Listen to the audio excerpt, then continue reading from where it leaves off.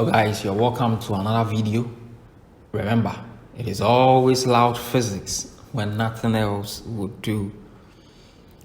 In this video, we talk about electronics and we are going to consider electronic signals, logic gates, and the combination of these gates as well as their truth tables. We live in a world of electronics right now, from the mobile phone to the television sets, what have you. All these are electronic devices which has made the world a better place to live.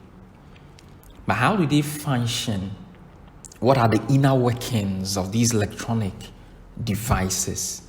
In the world of electronics, we have two main signals that we'll talk about, or at least for what you should know when it comes to your syllabus. Electronic signals are categorized into two. We have analog signals or digital signals. A signal is an electromagnetic or electrical current that carries data from one system or network to another. In electronics, this signal is often voltage that is varying, a time varying voltage that is also an electromagnetic wave which carries information, and it can take other forms like current. So let's first consider what analog signals are. Analog signals consist of continuously varying voltage. It varies with time. It has infinite values within that continuous range, whether it is millisecond, whatever. But within that signal, we have a continuous range of values that can be obtained from that. When plotted on the voltage time graph, the analog signal produces a continuous smooth curve. And examples of analog signals, we can talk about the human voice. We can talk about temperature. A digital signal is a signal that represents data as a sequence of discrete values. A digital signal can have only one of two values. And because we mentioned that signals are represented as voltages or current, a digital signal represents information in a string of zeros. A zero is also referred to as a low. 1 is also referred to as a high, or 5 volts. A 0 is 0 volts. A digital signal is normally shown on the voltage versus time graph as electrical pulses. So where the pulse rises is a 1, where it lies flat is a 0. So we have a sequence of them depending on the kind of information that is being transmitted. Examples of where digital signals are found in computers, digital phones. Let's talk about logic gates. Logic gates are the basic building blocks of any digital system. It is an electronic circuit that has one or more inputs and only one output. The relationship between the input and the output is based on a certain logic, and that is why they are referred to as logic gates, because of the function they perform that are categorized. So we have AND gates, OR gates, and NOT gates. These are the basic ones, but in some combinations, we end up getting other gates like the NAND and the NOR gates. We'll take turns to look at these. The behavior of these logic gates to help make sense out of it can be described using what we call a truth table, showing what the output is for the various inputs, the various combination of inputs. Now, bear in mind, because we are talking about electronics, when you go to the inner workings of the computer, it deals with binary digits. So we have zeros and ones. So the inputs and outputs for these logic gates are combinations of zeros and ones, as we'll later get to know when we look at the truth tables and how they translate to the workings of the logic gates. The question then is, how do we draw the truth table for a particular logic gate? As I earlier on mentioned, the truth table has one or more inputs and an output which corresponds to the inputs of the logic gates and the outputs.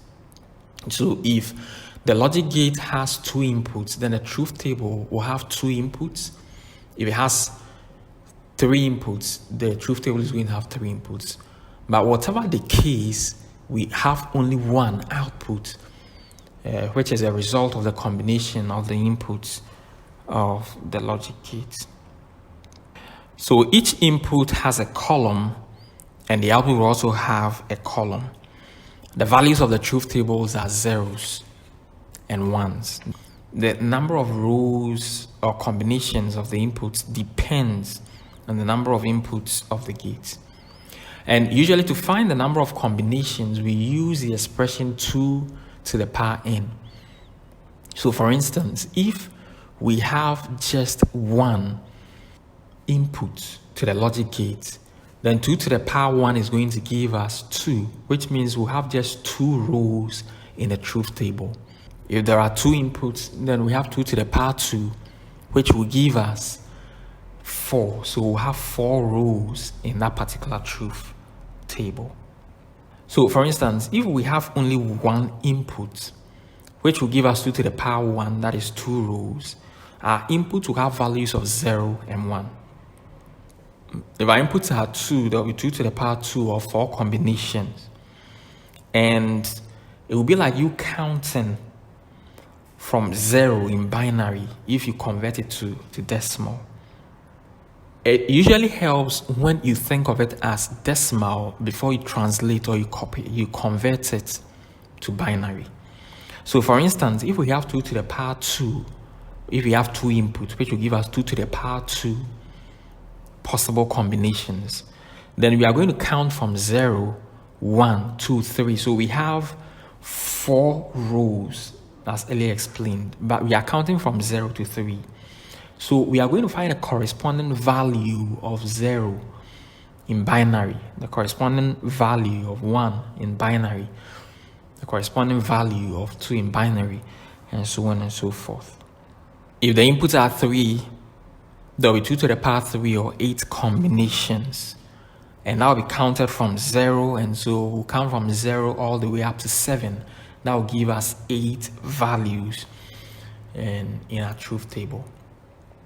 And so the combinations of the zeros and ones will be 0, 0, 0 for 0, which is decimal, 0, 0, 1 for 1, which is a decimal value, 0, 1, 0 for 2, 0, 1, 1 for 3, 1, 0, 0 for 4, 1, 0, 1 for 5, 1, 1, 0 for 6, 1, 1, 7, 1, 1, 1 for 7.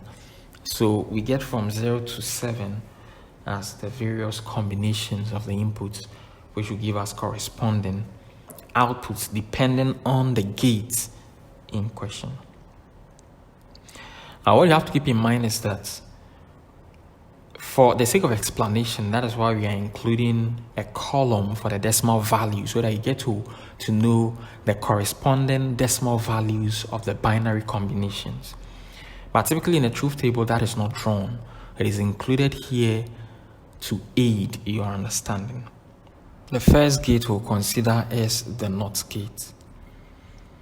It is the simplest gate because it has only one input and an output. The NOT inverts the input to produce the output. And what that means is that whatever the input is, it is changed to a different value. And we know we are dealing with zeros and ones. So if the input is 1, which is normally referred to as a high, the output is going to be a 0, also referred to as a low, and vice versa. The symbol for the NOT gate is shown there, a triangle with a NOT at the tip like that. And we have an input and an output. The truth table shows two combinations because it has only one. It has only one input. So 2 to the power 1 will give us 2. So a 0 input gives us a 1 output, and 1 input gives us a 0. AND gate. This typically has 2 inputs and 1 output. The output is 1 or high only when both inputs are 1s. If even just one of the inputs is 0, the output will be 0. So if we have 4 inputs, 5 inputs, whatever inputs there may be, if just one of them is a 0, then the output is going to be a 0. It is only when all the inputs are 1, then the output is going to be 1. The AND gate can be thought of as multiplication. And so if you multiply 0 and 1, obviously you are going to get 0. So if all of them are 1s and just 1 is 0, you multiply all of them, you are going to get 0. The symbol for the AND gate is shown there. And look at the truth table for a 2-input AND gate. We have 0, 0 when both inputs are 0. We have 0, 1 when 1 is 1, 1, 0, and then 1, 1. In all instances, the outputs are 0 with the exception of the last one where both inputs are 1s. OR gate. The OR gate typically has 2 inputs and an output. The output is 1 or high when either of the inputs is 1. The output is 0 only when both inputs are 0. The operation of the OR gate can therefore be likened to addition. If you are to add 0 and 1, you are going to get 1. So if just one input is 1, but the rest are all zeros, you are still going to get an output of 1. The symbol is shown there, like having 3 arcs put together in a triangular form.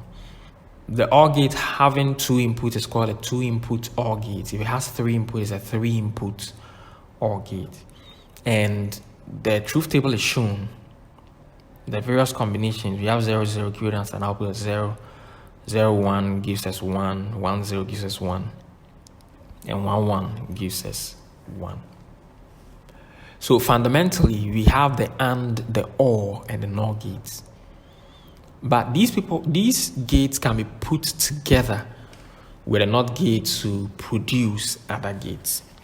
When the AND gate combines with a NOT gate, it gives us a NAND gate.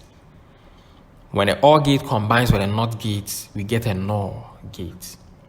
The NAND is formed from the combination of AND and NOT gates, as I just mentioned. The NOT gate inverts the output of the AND gate. So in combining them, the input of the NOT gate is connected to the output of the AND gate. So whatever output that is coming from the AND gate is converted or is inverted by the NOT gate. Based on that, then, it means that the output of the NAND gate is going to be the reverse of the output of the NOR of the AND gate. So the output is 0 only if both inputs are 1s. Otherwise, the output is 1. So it's just the opposite of the AND gate. For the NOR gate is formed from the combination of OR and NOT. The NOT gate inverts the output of the OR gate. The output of a NOR gate is therefore the reverse of the output of an OR gate. The output is 1 only if both inputs are zeros. Otherwise, the output is a 0. The NOT gate is connected to the output of the OR gate. And the NOR gate has a shortened symbol where a NOT is added to the OR gate. In the next video, we'll consider a practical example of the combination of these gates and other things about electronics. Diodes, forward and reverse bias. What do they mean? Please watch out.